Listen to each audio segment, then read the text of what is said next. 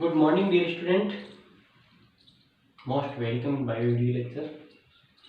और बच्चों, आज जो अपन डिस्कशन कर रहे हैं उसी टॉपिक में जो अपना चैप्टर चल रहा है digestive system of the human. ये एक बड़ा टॉपिक था, इसलिए इसमें थोड़ा अपना समय लग रहा है। इसके बाद सेकंड लास्ट वीडियो, इसके बाद एक लास्ट वीडियो, इसके बाद अपना टॉपिक है कंप्लीट हो जाएगा। ठीक है, तो बच्चों इस वीडियो में जो बात करें तो इसमें तो आज जो अपन पढ़ने जा रहे हैं जो अपन मैकेनिज्म में पढ़ते हैं, लेकिन इससे पहले वाले थोड़ा सा अपन डिस्कशन कर लेते हैं ताकि इसके बारे में आपको पता चल जाए क्या है। तो इस टॉपिक के या चैप्टर के अंदर बच्चों सबसे पहले अपन एलिमेंट्री कैनाल की स्ट्रक्चर के बारे में डिस्कस किया। आज का जो ज़्यादा बड़ा टॉपिक नहीं है, ठीक है, लेकिन अगला टॉपिक हम स्टार्ट नहीं कर सकते, वो बड़ा है, तो इसलिए वो अलग से उसका वीडियो बनाना पड़ेगा। तो इसमें अपन ने इस चैप्टर की बात करें, इसके अंदर अपन ने जो डिस्कस किया था वो डाइजेस्टिव सिस्टम के बारे में बात कर रहे हैं। तो डाइजेस्टिव सिस्टम के अंदर बात पता आपको, सबसे पहले अपन एलिमेंट्री कैनाल की डिस्कशन किया था। एलिमेंट्री कैनाल की जो विभिन्न डिफरेंट पार्ट्स होते हैं उनके स्ट्रक्चर में डिस्कशन किया वन बाय वन करके। और उसके बाद अपने जो डाइजेस्टिव ग्लैंड्स होती है, जो हमने सिलेबस में 3 जो डाइजेस्टिव ग्लैंड्स दे रखी है उनके बारे में अपन डिस्कशन किया था। और उसके बाद जो अपनी स्टार्ट हुई थी वो मैकेनिज्म ऑफ डाइजेशन स्टार्ट हुई थी। ठीक है, जो अगला जो अपना जो टॉपिक स्टार्ट हुआ था इसके अंदर एलिमेंट्री कैनाल की स्ट्रक्चर के बाद जो अगला टॉपिक था वो था मैकेनिज्म ऑफ डाइजेशन। तो मैकेनिज्म ऑफ डाइजेशन की बात करें तो मतलब क्या होता है, फूड डाइजेस्ट होकर वेस्ट प्रोडक्ट के रूप में कैसे निकलता है, उसे एनर्जी किस प्रकार से अपन के अंदर एब्जॉर्ब होती है, मतलब फूड एब्जॉर्ब कैसे होता है बॉडी के, उसके बारे में डिस्कशन कर रहे थे। तो फूड डाइजेशन की बात करें, सबसे पहले वो जो अपने इंजेक्शन किया था भोजन को, जो मुंह के अंदर ग्रहण किया था, इंजेक्शन मतलब intake of food into the mouth के अंदर अपने इंटेक किया था। उसके बाद जो सेकंड जो पॉइंट आता है वो पॉइंट था आपके डाइजेशन। ठीक है, तो डाइजेशन सेकंड पॉइंट था, उसमें डाइजेशन में अपने 3 पॉइंट डिस्कस किए थे। एक तो डाइजेशन था बक्कल कैविटी के अंदर। तो बक्कल कैविटी के अंदर तो बच्चों आपको पता है कि स्लेवरी ग्लैंड्स होती है, slavery glands secret the saliva. और स्लाइवा के अंदर क्या होता है, एक स्लेवरी एमाइलेज एंजाइम होता है। बक्कल कैविटी की अपन बात करें तो स्लेवरी एमाइलेज जो एंजाइम होता है वो क्या करता है, जो स्टार्च होता है, जो माउथ के अंदर जो फूड है उसके अंदर स्टार्च जो बात करते हैं, स्टार्च जो होता है उसको पार्शली डाइजेस्ट करता है। पार्शली डाइजेस्ट किस पे करता है बच्चों आपको पता है, वो कार्बोहाइड्रेट मान लो या पॉलीसेकेराइड्स मान लो या जो स्टार्च की मार मान लो, ठीक है, तो उसको किस में ब्रेक डाउन करता है, जो उसको ब्रेक डाउन जो करता है उसको आपके माल्टोज और एल्फा लिमिट लेक्टिन के अंदर कर देता है। It is partially digestion of the carbohydrate, partially तो it not completely digest, complete तब होता है it break down to glucose molecule. ठीक है, तो ये पार्शली डाइजेशन था। उसके बाद जो मोस्ट यहाँ पर जो अपना स्टार्च का डाइजेशन होता है माउथ में जो स्लाइवरी एमाइलेज, उसके बाद जो फूड होता है, food into the pharynx to esophagus then it reach to the stomach। Then second जो डाइजेशन की प्रोसेस होती है वो कहाँ होती है बच्चों, स्टोमक के अंदर होती है। और स्टोमक के अंदर बताइए आपको कि HCl सीक्रेट होता है, हाइड्रोक्लोरिक एसिड होती है, वो सीक्रेशन होता है। हाइड्रोक्लोरिक एसिड सीक्रेशन से कई होते हैं जो बैक्टीरिया होते हैं वो किल हो जाते हैं। दूसरे उसका जो एनवायरनमेंट होता है स्टोमक का एसिडिक हो जाता है। तीसरा उसके अंदर solid material does not dissolve, we dissolve in the solid, we dissolve in the acidic medium. Fourth है तो इसकी से क्या होता है, कुछ जो एंजाइम्स होते हैं इनएक्टिव फॉर्म्स में होते हैं, जैसे उन पेप्सिनोजन की बात करें which is in the presence of acid convert into the active pepsin, and pepsin help in the partial digestion of the protein।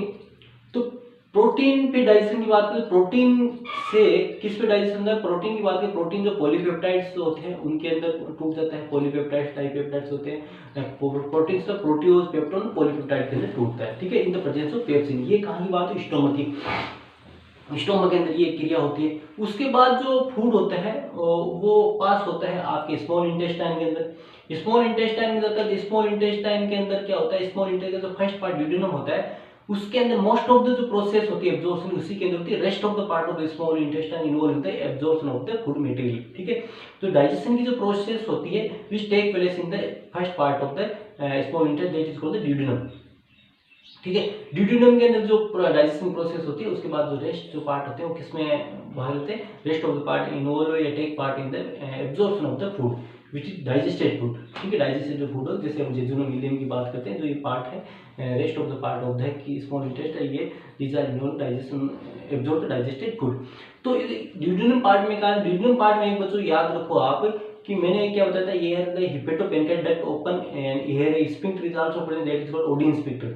हेपेटोपेनक्रियाटिक means क्या है, हेपेटोपेनक्रियाटिक एक बाइल का सीक्रेशन भी यहाँ पे होता है, बाइल साल्ट का सीक्रेशन भी होता है which help in the digestion of the fat. And hepatopancreatic के अंदर क्या होता है, हेपेटोपेनक्रियाटिक जूस सीक्रेट करता है, उसके अंदर different type of digestive enzymes होते हैं, तो इस प्रकार से वो सीक्रेशन भी होता है। यहाँ पर दूसरी बात होती है कि आपको पता होगा ड्यूटेरिन पार्ट्स के अंदर Brunner's glands by the they secrete the mucus with carbonate, ठीक है, carbonates and mucus secrete this neutralize the acidic chyme which come from the stomach. ये क्या करती है, जो एसिडिक काइम है which come from the stomach, ठीक है, तो एसिडिक काइम है जो स्टमक से आ रहा है उसको क्या करती है, डाइजेशन में मदद करता है, ठीक है, न्यूट्रलाइज में मदद करता है, क्योंकि यहाँ पर जो पीएच होती है ऑलमोस्ट होते हैं 6 से 7 के न्यूट्रलाइज पीएच के आसपास, ठीक है, सबका एवरेज पीएच निकालते हैं तो पीएच होती है यहाँ पर बढ़ जाती है एक न्यूट्रल पीएच के आसपास, जिससे क्या होता है, जो एसिडिक जो मीडियम आता है उससे एक म्यूकस प्रेजेंट होती है, बाय कार्बोनेट प्रेजेंट होता है, और ये जो जूस होते हैं इनकी भी पीएच जो डिफरेंट टाइप पीएच होती है, this neutralize the acidic kind is come from the stomach. अब इस पीएच पे क्या होता है, जैसे हम बात करते हैं स्टोमक के, तो स्टोमक के अंदर बात करें, सॉरी स्मॉल इंटेस्टाइन के, तो सबसे पहले क्या बाइल का इम्यूनिफिकेशन होता है।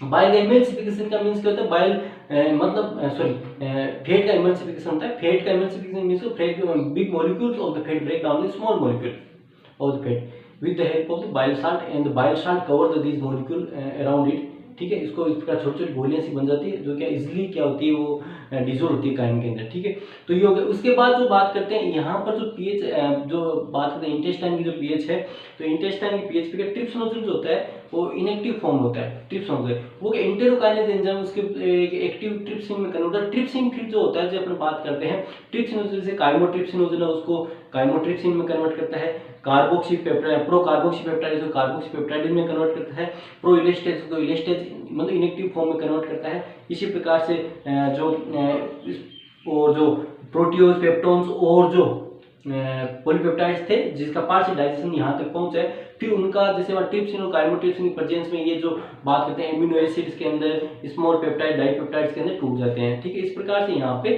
प्रक्रिया होती है। और फिर एक ही बात करते हैं जो जैसे अपन बात करते हैं कुछ एंजाइम्स होते हैं जो इसकी इंटेस्टाइन की जो वाल उसके ऊपर बाउंडेड रहते हैं, जब भी फूड जो इन कंटेक्ट करता है उसके डाइजेस्ट में मोस्टली कार्बोहाइड्रेट जो सबस्टेंसेस होते हैं जैसे सुक्रोज है तो सुक्रेज एंजाइम इनको डाइजेस्ट करता है, इसके अंदर सुक्रोज ग्लूकोज और फ्रक्टोज के अंदर विद पीएच 8.5 पे। फिर दूसरा जो अपन बात करते हैं जैसे माल्टोज है तो माल्टोज और ग्लूकोज की 2 यूनिट में तोड़ते हैं माल्टेज एंजाइम की उपस्थिति में, है ना, पीएच की 8.5 इस प्रकार से। फिर आपका जो नेक्स्ट आता है लैक्टोज होता है उसमें लैक्टेज एंजाइम की उसमें पीएच 8.5 की प्रेजेंस में ये टूट देता है ग्लूकोज और ग्लैक्टोज के अंदर, ठीक इस प्रकार से। और अल्फा लिमिडेक्सिनेज एंजाइम की उपस्थिति में ग्लूकोज मॉलिक्यूल में ब्रेकडाउन होता है, इस प्रकार से इनका ब्रेकडाउन हो जाता है, यहाँ तक आती स्मॉल यूनिट है। इसके बाद रेस्ट ऑफ द पार्ट में क्या होता है इसके बात करते हैं, इसका रेस्ट ऑफ पार्ट होने के बाद एब्जॉर्प्शन चालू होता है। एब्जॉर्प्शन का मतलब क्या है, डाइजेस्टेड फूड होता है एब्जॉर्ब, एब्जॉर्ब का मतलब क्या है डाइजेस्टेड फूड, डाइजेस्टेड फूड का मतलब जो big molecule breakdown small molecule, big molecule में carbohydrate breakdown glucose, protein breakdown is amino acid simple unit and fat digest into the fatty acid and glycerol, these are the simple unit and a single unit of the these big molecules। तो ये क्या होता है easily digested होते हैं। अब इनका क्या होता है अपन बात करते हैं रेस्ट ऑफ पार्ट होती है उनके अंदर डाइजेशन में फैट का डाइजेशन होता है, वो क्या होता है with help of formation of micelle, micelle formation क्या होता है फैट जो मॉलिक्यूल्स उनके चारों तरफ जो बाइल साल्ट होते हैं वो क्या करते हैं एक लेयरिंग बनाते हैं, उसको क्या बोलते हैं मिसेल बोलते हैं। मिसेल क्या होता है इजीली पेनिट्रेट होता है, फिर वो सेल्स में होता है, वहाँ पर एंडोप्लाज्मिक रेटिकुलम उसकी प्रेजेंस में जो फैट होती है वो ट्राइग्लिसराइड में कन्वर्ट होती है। ट्राइग्लिसराइड के बाद इसके बाद प्रोटीन कवरिंग में जो काइलोमाइक्रोन बोलते हैं, काइलोमाइक्रोन जो होती है वो फिर जो लिम्फ वेसल्स होते हैं उसमें चला लिम्फ वेसल्स के through this reach to blood circulation lipase enzyme से वापस ये ब्रेकडाउन हो जाते हैं और किसमें फैटी एसिड और मोनोसेक्राइड्स के अंदर टूट जाते हैं, इस प्रकार फैट पहुंच गई। उसी प्रकार से जो बात करते हैं ग्लूकोज और एमिनो एसिड इनका एक्टिव ट्रांसपोर्ट होता है, ठीक है, वाटर का डिफ्यूजन में जो ट्रांसपोर्ट होता है, तो ऐसे करके सारे के सारे जो substances reach into the blood circulation. तो यहाँ तक बच्चों अपन ने डिस्कशन किया था। आज का बाद जो टॉपिक है वहां से चौथा जो पॉइंट 500 जो पॉइंट आते हैं इजी है बिल्कुल। यहाँ के बाद ये कहानी आपको जरूर समझनी जरूर थी इसलिए मैंने बताई है। अब यहाँ के बाद एलिमिनेशन और इजेशन क्या होता है जो बिल्कुल इजी टॉपिक, आज इनके बारे में अपन डिस्कशन करते हैं। तो सबसे पहले आता है एलिमिनेशन आता है, इसको हिंदी में स्वांगीकरण बोलते हैं बच्चों, ठीक है। इसका मतलब क्या है कि अपन ने डाइजेस्टेड फूड को कहाँ पहुंचा दिया था, ब्लड के अंदर पहुंचाती है, reach to the blood circulation. ठीक है, digested food absorb and reach to the blood circulation. कहाँ पे, चाहे ग्लूकोज हो, चाहे फैट हो, चाहे एमिनो एसिड हो, this reach to the blood circulation. कहाँ पहुंच के सारा का सारा ब्लड सर्कुलेशन के अंदर पहुंच चुका है। ठीक है, अब बात करते हैं एसिमिलेशन क्या होती है। Assimilation is the process in which absorb food, absorb food जिसमें मैंने बताया कि जो ग्लूकोज हो सकता है, एमिनो एसिड्स हो सकते हैं, फैटी एसिड्स होते हैं, is taken by body cells. किसके द्वारा ले लिया जाता है, बॉडी सेल्स के द्वारा ले लिया जाता है, and use for energy.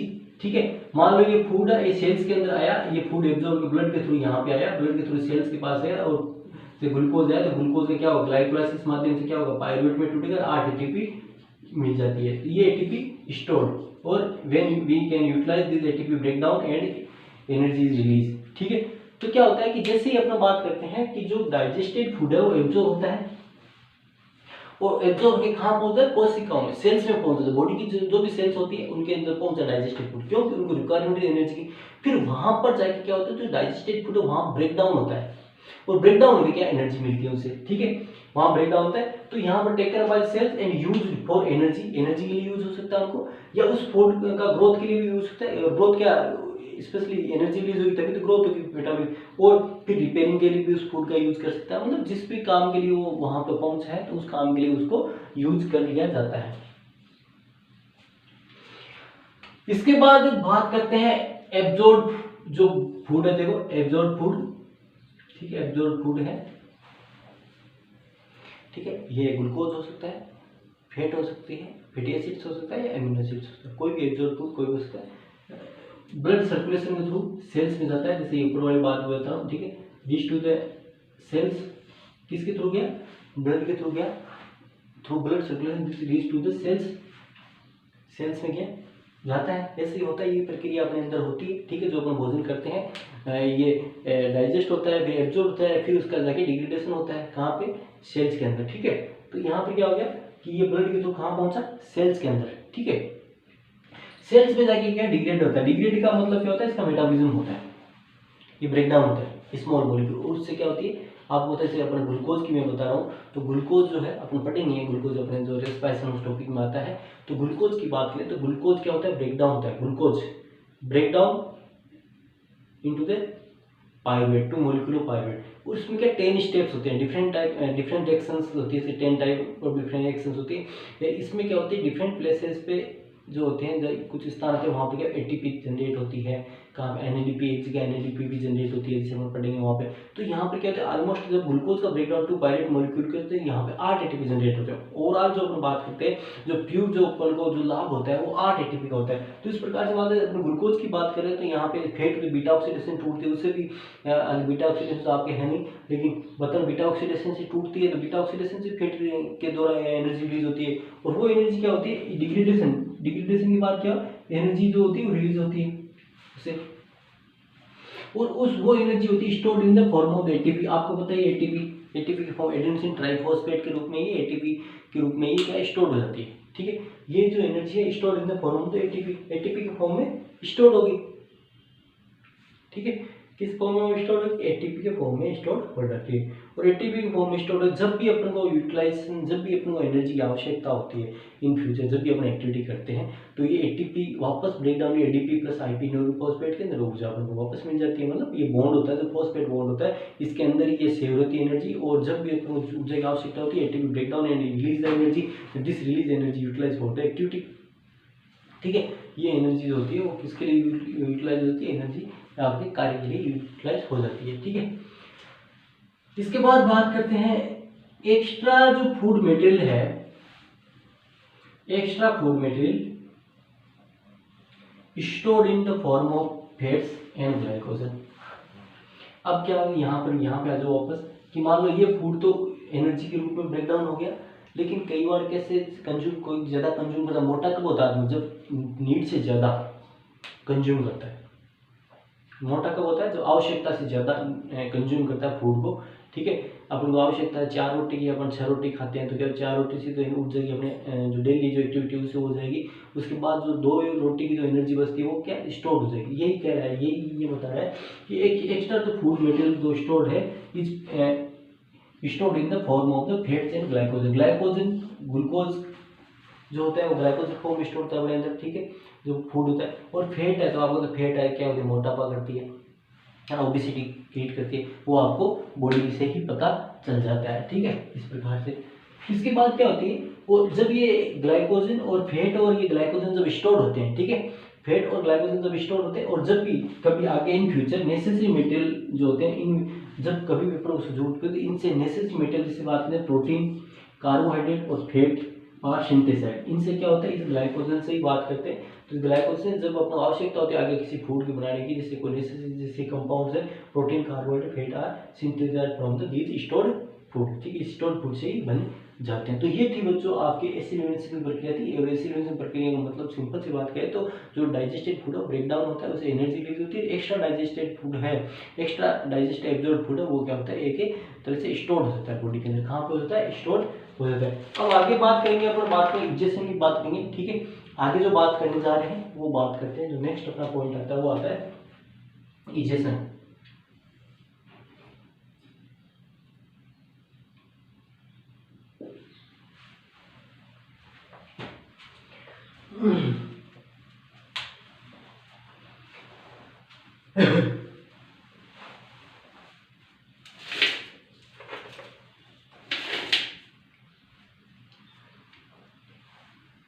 Egestion का सिंपल लैंग्वेज में बच्चों बताएं तो जो अनडाइजेस्टेड फूड है, यहाँ पे मतलब कंप्लीट जो सब्सटेंसेस है, डाइजेस्टेड सब्सटेंसेस उनका एब्जॉर्ब के बाद इंक्लूडिंग वाटर एंड मिनरल, उसके बाद अनडाइजेस्टेड फूड है इस waste material and pass through the anus, that is called the egestion process, ठीक है। इसमें क्या हो जाएगा, जो वेस्ट मटेरियल के रूप में जो फीकल मटेरियल है उसके रूप में बाहर निकाल दिया, उसको क्या बोलते हैं, इजेशन बोला जाता है। तो इजेशन प्रोसेस में क्या क्या होता है वो अपन से डिस्कशन यहाँ पे करते हैं वन बाय वन, ठीक है। तो इजेशन देखो, इसमें क्या हो जाएगा, it is the process egestion, ठीक है, it is the process of elimination, it is the process of elimination, it is the process of elimination of faeces या waste material from the alimentary canal. Simple जो जो waste material उसका elimination हो रहा, ठीक है, वेस्ट मटेरियल एलिमिनेशन होना क्या कहलाता है, आपको इजेशन कहलाता है, ठीक है। द रिमेनिंग अनडाइजेस्टेड फूड, देखो ध्यान दो बच्चों, रिमेनिंग अनडाइजेस्टेड मतलब जो डाइजेशन होने के बाद डाइजेस्टेड फूड तो एब्जॉर्ब हो गया, इसके बाद अनडाइजेस्टेड फूड जो इंटेस्टाइन के अंदर बचता है, स्पेशली जो नीचे तक धीरे धीरे चला जाता है, कोलन तक आता है ये, ठीक है। तो undigested food gradually passes from the small intestine into the colon, फिर स्मॉल इंटेस्टाइन सिकम से यहाँ पे कहाँ चला जाता है, कोलन में चला जाता है। ठीक है, कोलन के तीन पार्ट्स होते हैं, असेंडिंग होते हैं, ट्रांस होते हैं, डिसेंडिंग पार्ट्स होते हैं। तो यहाँ पर कोलन पार्ट्स के अंदर जो है तो इसका और क्या होता है, यहाँ पर वाटर और जो मिनरल्स है उनका एब्जॉर्प्शन होते हैं। इसी कोलन पार्ट के अंदर ही क्या होते हैं, कुछ बैक्टीरिया पाए जाते हैं, जैसे ईसीरिया कोलाई होते हैं, ई कोलाई इसको बोलते हैं। ये क्या करते हैं, कुछ जो बेनिफिशियल जो अपने जो बात करते हैं, ये क्या करता है, अनडाइजेस्टेड फूड उसको फीड करता है, और साथ साथ में क्या करता है कि कुछ जो अपने लिए बेनिफिशियल जो विटामिन है, cyanocobalamin, vitamin B12, vitamin potassium, vitamin K, इनका सिंथेसिस देता है, और वो क्या होते हैं वापस कोलन के द्वारा एब्जॉर्ब होते हैं। तो यहाँ पर कहने का मतलब है इस कोलन के अंदर जब अनडाइजेस्टेड फूड चलता है तो यहाँ पर बैक्टीरिया ये दो विटामिन तो बनाते हैं, और साथ साथ इन विटामिन मिनरल्स के साथ साथ में वाटर का भी इस कोलन में एब्जॉर्ब होता है। उसके बाद जो waste material this reach to the large part of the anus, the large part of intestine को रेक्टम में पहुंचने के बाद क्या होता है बच्चों, वहाँ पर प्रेशर क्रिएट होता है। When the pressure is more than 20 mm of Hg in the rectum wall, ठीक है, the sphincter of the anus is open and this waste material passes ejected from the alimentary canal. ठीक है, इससे क्या होता है कि जब प्रेशर बढ़ जाता है और एक रिफ्लेक्स एक्शन और जनरेट होता है, जब क्या होता है कि भोजन का जो प्रेशर होता है वो कोलन के अंदर ज़्यादा मात्रा में आ जाता है। ठीक है, जो अनडाइजेस्टेड फूड है, वेस्ट मटेरियल, तो वहाँ पर क्या रिफ्लेक्स एक्शन भी जनरेट होता है। रिफ्लेक्स एक्शन से भी क्या होता है, ये जो प्रेशर बढ़ता है, प्रेशर से जो इंस्पेक्टर होते हैं, ठीक है, वो ओपन हो जाते हैं, और इंस्पेक्टर ओपन होने के बाद जो अनडाइजेस्टेड फूड या वेस्ट मटेरियल है वो बाहर निकाल दिया जाता है। ठीक है, तो यहाँ देखो, तो ये gradually passing to the small intestine colon, और कोलन के अंदर क्या होता है, absorb most of the water, और यहाँ पे मिनरल। कोलन के अंदर क्या होता है, और पानी का एब्जॉर्प्शन किया जाता है। कोलन की बात करें, कोलन के अंदर और क्या होता है, मोस्ट ऑफ द वाटर होता है वो एब्जॉर्ब होता है।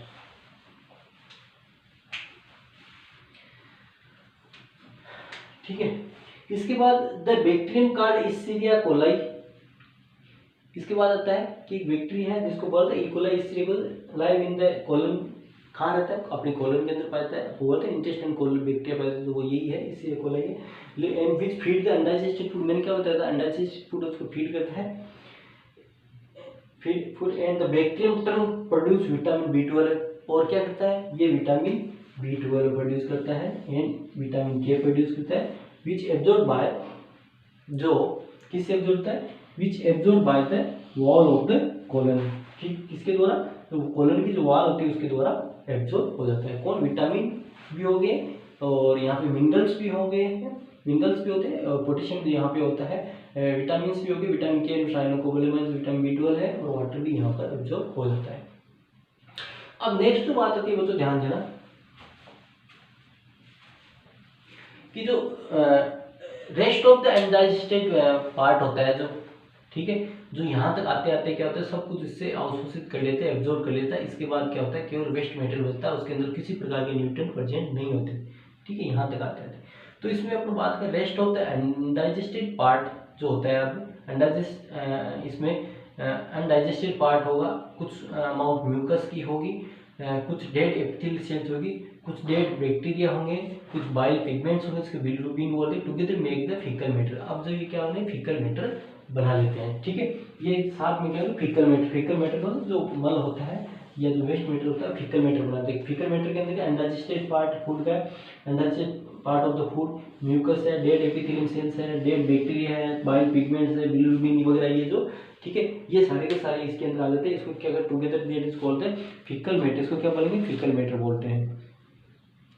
अब क्या है semisolid faeces are stored in the last part of the large intestine called the rectum for some time.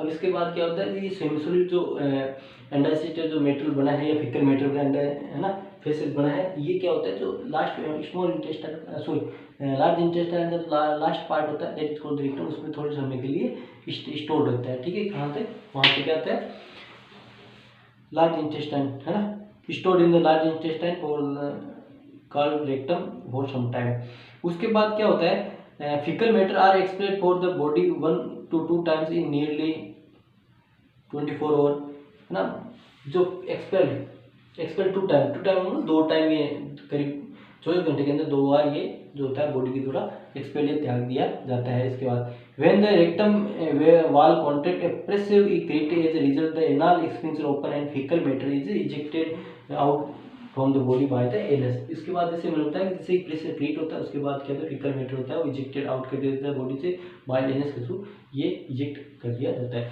तो बच्चों यहाँ तक जो पढ़ते पढ़ते देखो अपन ने कहाँ तक पहुँच गए, अपने मैकेनिज्म ऑफ डाइजेशन आज कंप्लीट हो चुकी है। यहाँ पे एसिमिलेशन और इजेक्शन प्रोसेस जो बिल्कुल ईजी थी, कोई बड़ी बात नहीं है इसमें, ठीक है। तो ये आज अपना कंप्लीट हो गया। इसके बाद इसमें कुछ बची है माल न्यूट्रिशन न्यूट्रिशन डिसऑर्डर बचे हैं जो डाइजेस्टिव सिस्टम संबंधी, उनके बारे में अपन डिस्कशन अगली वीडियो के लेक्चर के अंदर कर लेंगे। और उसके बाद अपना ये टॉपिक है जो कंप्लीट हो जाएगा और उसके बाद नेक्स्ट टॉपिक को डिस्कस करेंगे बच्चों। आज के लिए इतना बहुत है, धन्यवाद।